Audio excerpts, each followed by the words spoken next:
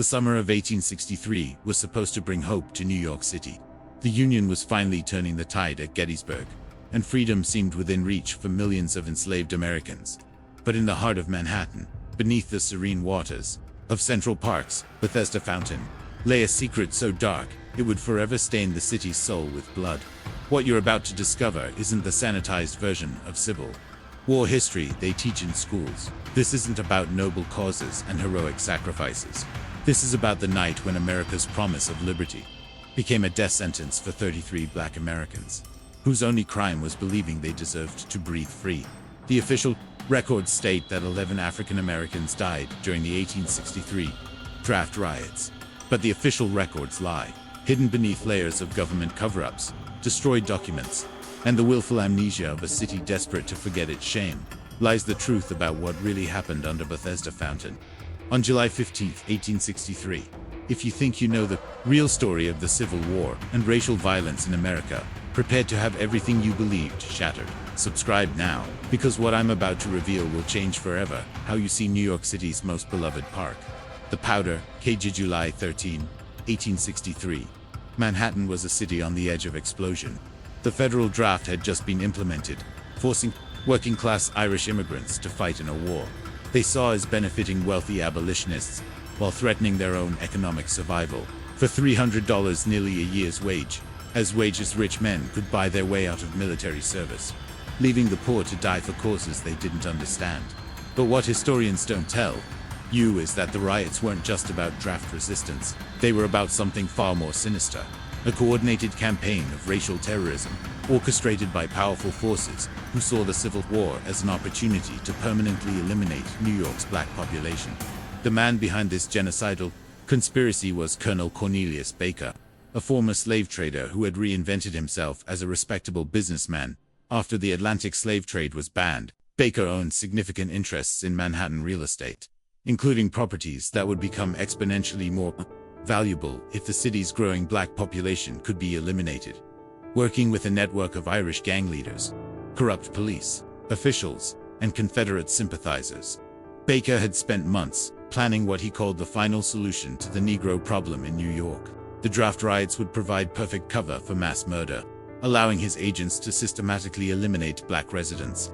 While the chaos was blamed on spontaneous mob violence, the 33 victims Baker had targeted weren't chosen randomly. They were successful black business owners, skilled craftsmen, and community leaders whose prosperity threatened the racial hierarchy that Baker and his allies were desperate to preserve. The conspiracy, UNFO disemming Baker's primary allies, was Captain Sean Murphy, leader of the Dead Rabbits gang, whose men controlled large sections of Manhattan's waterfront. Murphy's personal hatred of black Americans had been inflamed by economic competition from black longshoremen who were willing to work for lower wages during strikes. There was also Police Inspector Thomas Morrison, a corrupt official who had been taking bribes from slave catchers before the war and now saw the riots as an opportunity to eliminate potential witnesses to his crimes. Most crucially, Baker had recruited Dr. Marcus Whitman, the city's chief medical examiner, who would be responsible for falsifying death certificates and ensuring that the murders were officially recorded as casualties of mob violence rather than systematic execution. These conspirators developed what they called Operation Fountain, a plan to lure 33 prominent black New Yorkers to Central Park under the pretense of offering them protection from the riots, then execute them en masse at Bethesda Fountain, which had been completed just 2 years earlier. The location was chosen for both practical and symbolic reasons.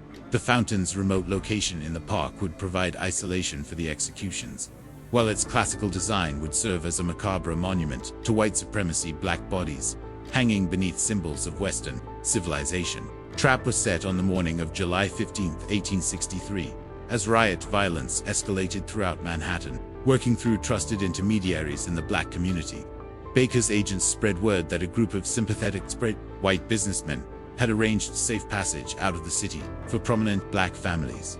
The meeting point was Bethesda Fountain at 10 p.m., where armed guards would escort the families to boats waiting at the Hudson River.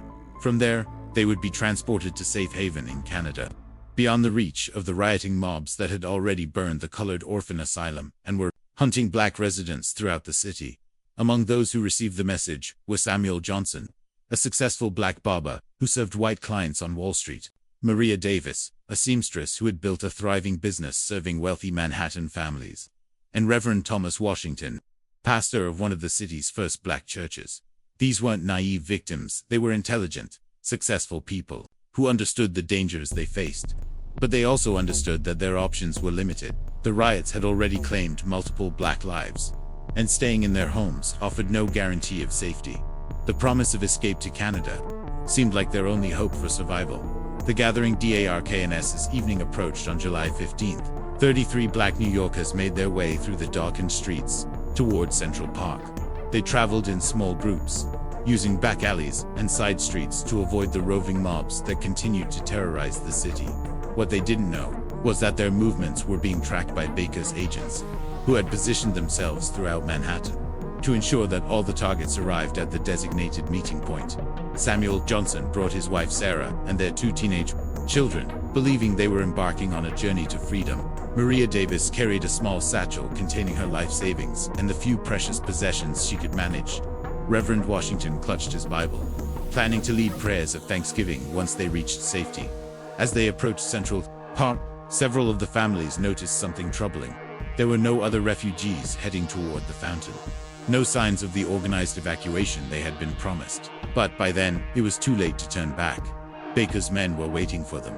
This is where the story transforms from historical tragedy to systematic genocide, where the promise of freedom becomes a death trap, and America's most beautiful park becomes a killing field. If you're not already subscribed, hit that button now, because what comes next reveals the true depths of evil that can hide beneath symbols of peace and beauty. The trap SPR at exactly 10 p.m. The 33 black Americans arrived at Bethesda Fountain to find not salvation, but damnation waiting for them. Instead of sympathetic white businessmen offering safe passage, they encountered Captain Murphy and 50 heavily armed members of his gang, supported by corrupt police officers and Confederate agents. The fountain itself had been prepared for mass execution. Ropes had been strung from the surrounding trees, creating a makeshift gallows that could accommodate multiple hangings simultaneously. The fountain's waters had been poisoned with lime to prevent the bodies from being recovered and identified. Colonel Baker stood on the fountain steps, addressing his victims with the cold politeness of a businessman conducting a transaction. "Ladies and gentlemen," he announced, "I regret to inform you that there has been a change of plans. Instead of passage to Canada, you will be taking a different journey tonight, one from which there is no return." The black families, realizing they had been trapped, began to panic. Some tried to run, only to be shot down by Murphy's men. Others attempted to fight, but they were vastly outnumbered and outgunned. Reverend Washington stepped forward, attempting to negotiate for the lives of the women and children. "We are Americans," he declared. "We have rights under the Constitution. You cannot murder us in cold blood." Baker's response revealed the depth of his depravity. "The Constitution was written by white men, for white men. Tonight, we correct the error of applying it to your kind.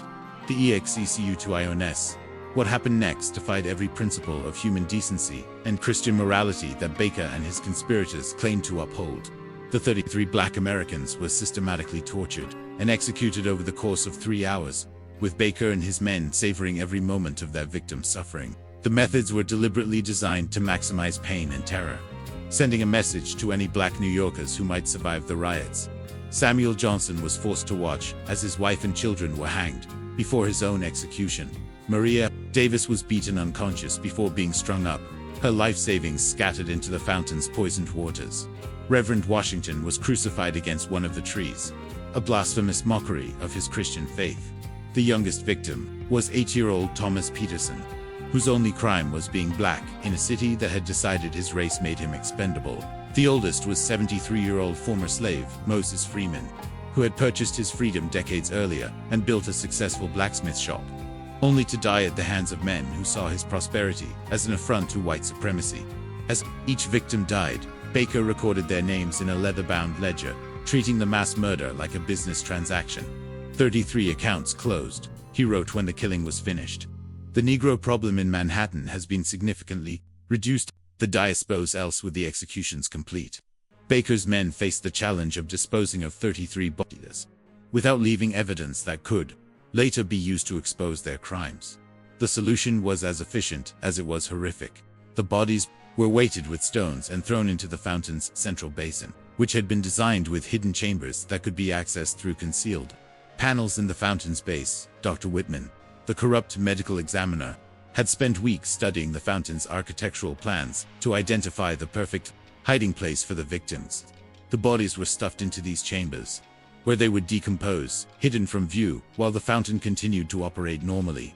To complete the cover-up, the conspirators spread lime throughout the park to eliminate any trace evidence of the murders. They planted false evidence, suggesting that the missing black residents had fled the city during the riots, creating an explanation for their disappearance that would satisfy anyone who bothered to investigate. Most cynically, they used the real violence of the draft riots to disguise their systematic murder. The 11 documented lynching victims provided perfect cover for the 33 additional murders, which were simply absorbed into the general casualty count without specific documentation. The immediate after-Rome attack the morning of July 16th brought federal troops into Manhattan, finally ending the 4 days of riot violence that had terrorized the city. But for Baker and his conspirators, the work was just beginning. Over the following weeks, they orchestrated a comprehensive cover-up that would erase all evidence of the Bethesda Fountain murders. Death certificates were falsified, witness testimony was suppressed, and anyone who asked too many questions about missing black residents was intimidated into silence. The families of the victims, those who survived, were told that their loved ones had fled the city during the riots and would probably never return. No systematic effort was made to locate them or investigate their disappearances. Most grotesquely, Baker used the murders to further his business interests. With 33 successful black business owners eliminated, their properties and customers became available to white competitors. Baker himself acquired several valuable properties at below-market prices from families desperate to leave the city after the riots. The fountain continued to operate normally, with visitors having no idea that they were admiring a mass grave. Children played in its waters, couples courted beside its pools, and photographers captured its beauty, all while 33 corpses rotted in hidden chambers beneath the decorative stonework. The lone SURV, the truth about the Bethesda Fountain murders might never have emerged if not for young Daniel Washington, Reverend Thomas Washington's 12-year-old son, who managed to escape during the initial chaos at the fountain. Daniel had hidden in the park's dense foliage, watching in horror as his father and 32 others were systematically tortured and murdered. He witnessed the entire 3-hour execution, saw the bodies thrown into the fountain, and heard Baker's men discussing their plans to claim the victims had fled the city. But Daniel faced an impossible situation. He was a 12-year-old black boy in a city where his race made him a target, trying to expose a conspiracy involving some of the most powerful white men in Manhattan. Who would believe him? And even if they did, who would be willing to act on his testimony? Daniel's solution was both ingenious and heartbreaking. He wrote down everything he had witnessed in a detailed account, which he hid in his father's church. Before fleeing the city, the document would remain hidden for over 150 years, waiting for someone to discover the truth about what really happened at Bethesda Fountain.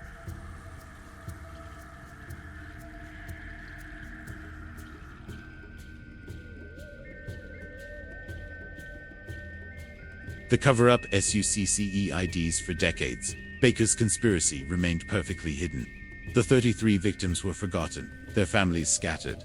Their contributions to New York City erased from history. Central Park became one of the world's most beloved public spaces, celebrated for its beauty and tranquility. Bethesda Fountain became an iconic symbol of the city, featured in countless photographs, paintings, and films.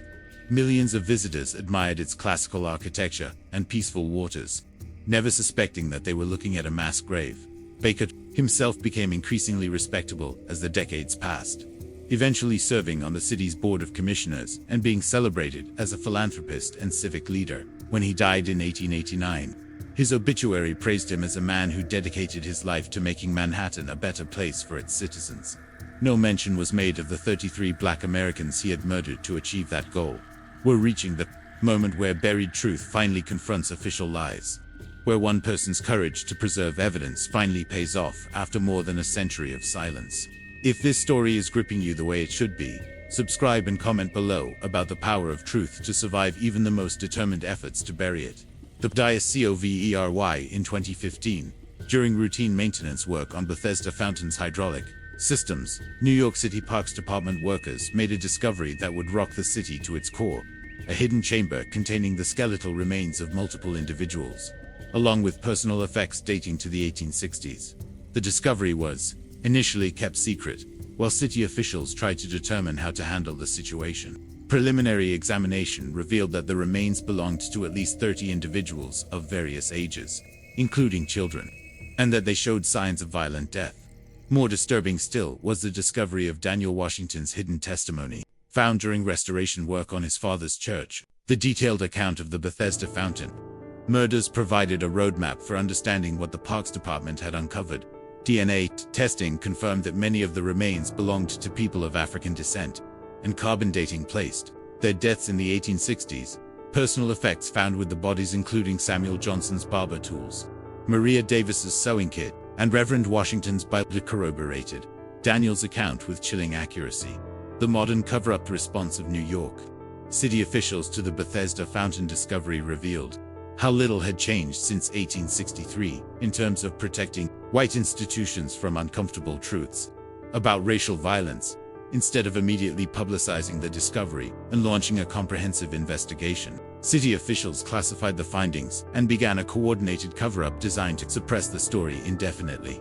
The official position, when pressed by journalists, was that the remains were probably casualties of the 1863 draft riots, who had been buried in the park as a temporary measure and then forgotten.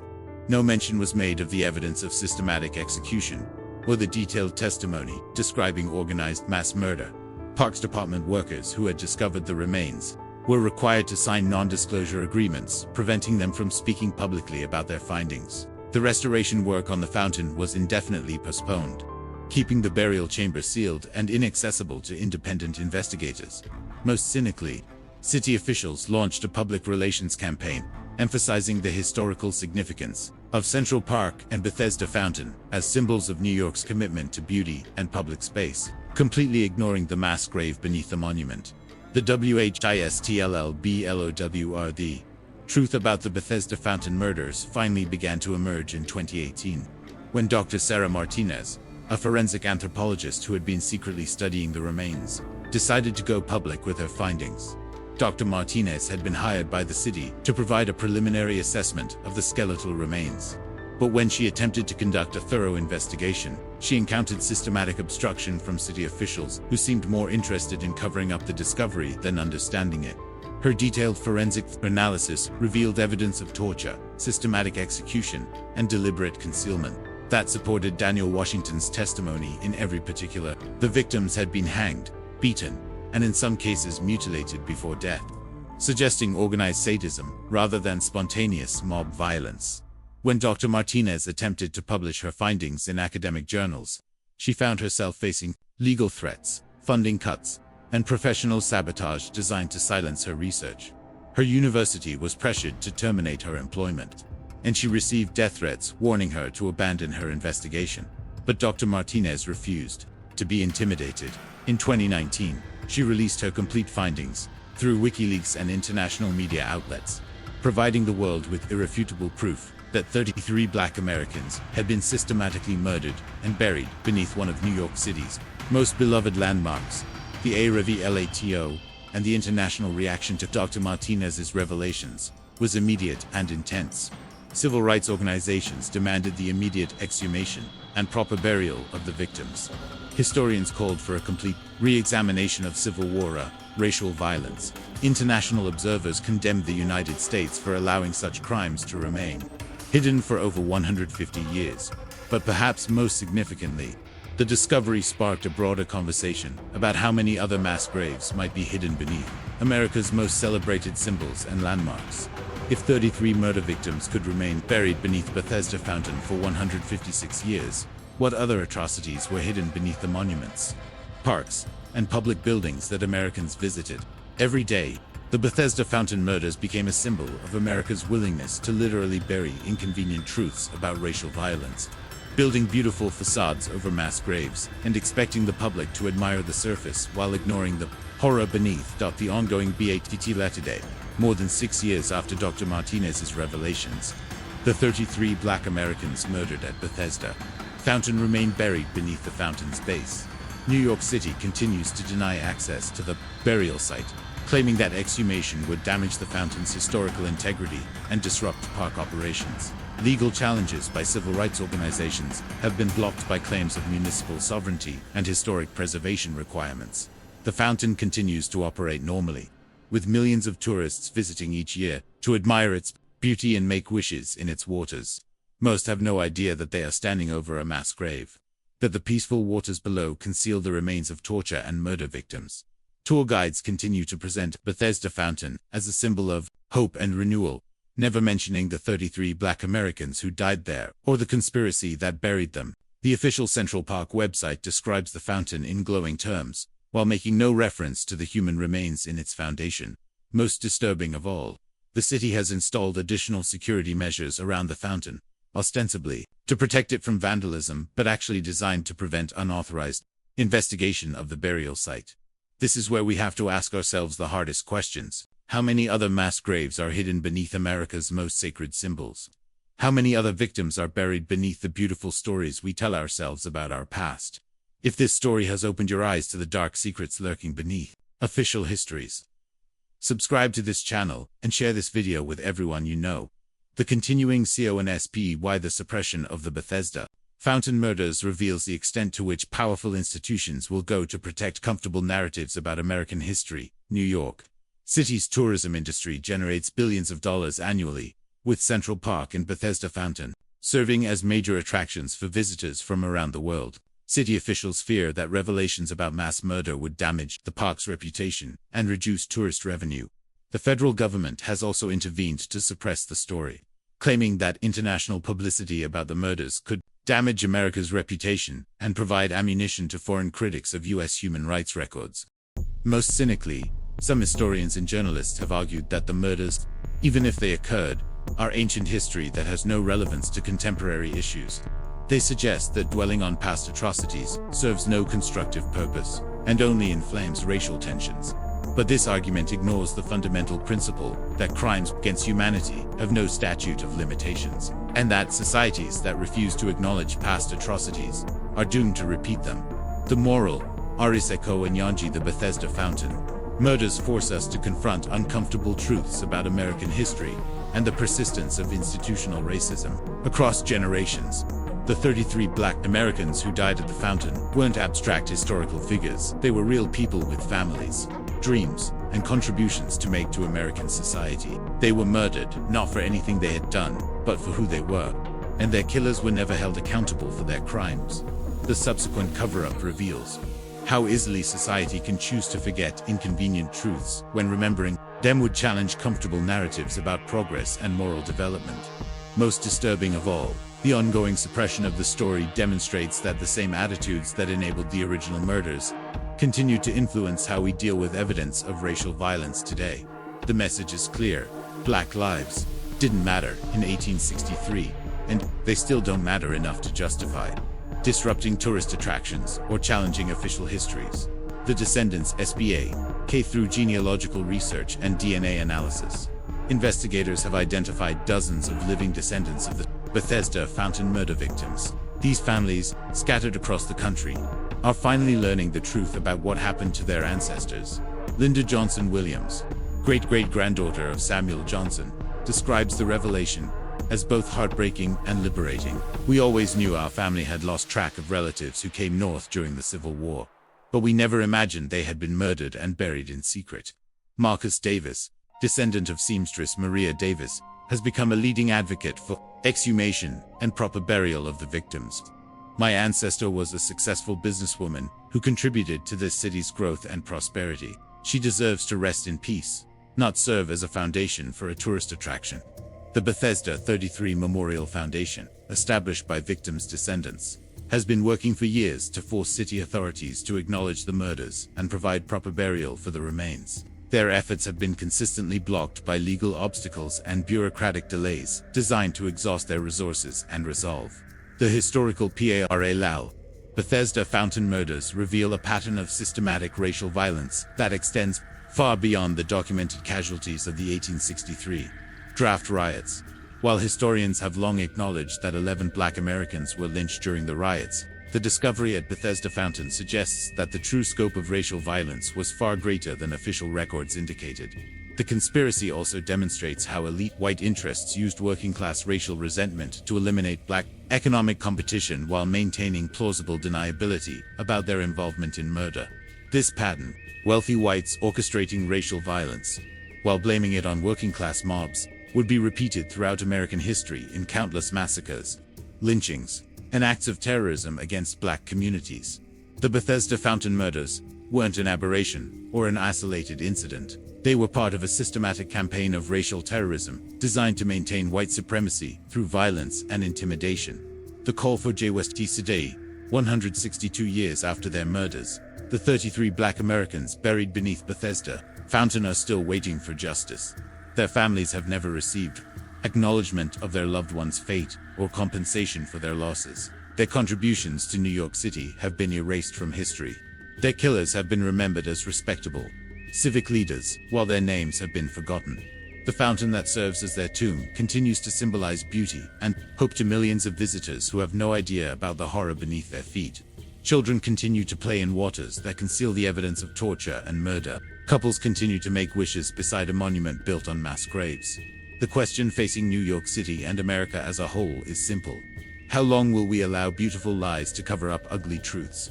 How long will we permit symbols of peace and hope to be built on foundations of violence and hatred? How long will we choose comfort over justice, tourism revenue over human dignity, historical mythology over documented fact? The 33 victims of the Bethesda Fountain murders deserve more than unmarked graves beneath a tourist attraction. They deserve recognition, remembrance, and the dignity that was stolen from them in life and has been denied to them in death. They deserve the truth. The choice is ours. We can continue to admire the beautiful surface while ignoring the horror beneath. Or we can demand that the truth be excavated along with the remains. We can honor the victims by acknowledging their murders and exposing the conspiracy that killed them. Or we can continue to participate in the cover-up by our silence. The fountain still flows in Central Park, as beautiful as ever. Tourists still gather to admire its classical architecture and peaceful waters. Children still throw coins and make wishes in its pools. But beneath the surface, 33 black Americans are still calling for justice. Their voices are still echoing from their hidden graves, still demanding that their story be told, their deaths be acknowledged, their killers be exposed. The question is, are we finally ready to listen? Are we ready to disturb the peace of our most beloved symbols to uncover the truth they conceal? Are we ready to choose justice over beauty, truth over comfort, memory over willful forgetting? The choice is ours, but the victims are still waiting, and they have been waiting for 162 years. How much longer will we make them wait?